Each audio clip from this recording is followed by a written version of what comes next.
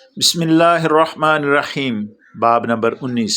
اگر اسلام سے اس کے حقیقی شرعی معنی مراد نہ ہوں بلکہ ظاہری اطاعت مراد ہو یا قتل کے خوف سے کوئی شخص مسلمان کہلوائے تو لغوی حیثیت سے یہ اطلاق درست ہے۔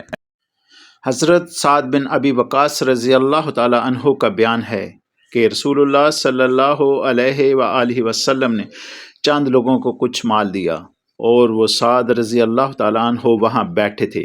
آپ نے ایک شخص کو چھوڑ دیا، یعنی اسے کچھ نہ دیا، حالانکہ وہ تمام لوگوں میں سے مجھے زیادہ پسند تھا۔ میں نے کہا، اے اللہ کے رسول، آپ نے فلاں شخص کو چھوڑ دیا، اللہ کی قسم میں تو اسے مومن سمجھتا ہوں۔ آپ نے فرمایا، مومن یا مسلمان؟ میں تھوڑی دیر خاموش رہا، پھر اس کے متعلق جو میں جانتا تھا اس نے مجھے بولنے پر مجبور کر دیا۔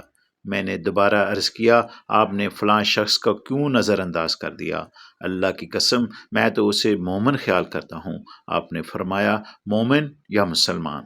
میں پھر تھوڑی دیر چپ رہا، پھر اس کے متعلق جو میں جانتا تھا اس نے مجھے مجبور کیا، تو میں تیسری مرتبہ وہی عرض کیا، اور رسول اللہ صلی اللہ علیہ وآلہ وسلم نے بھی وہی فرمایا۔ اس کے بعد آپ گویا ہوئے، اے سعد، میں ایک شخص کو کچھ دیتا ہوں حالانکہ دوسرا شخص مجھے اس سے زیادہ محبوب ہوتا ہے، یہ اس اندیشے کے پیش نظر کہ کہیں ایسا نہ ہو کہ وہ اپنی کمزوری کی وجہ سے اسلام سے پھر جائے اور اللہ تعالیٰ اسے اوندے منہ دوزخ میں ڈال دے۔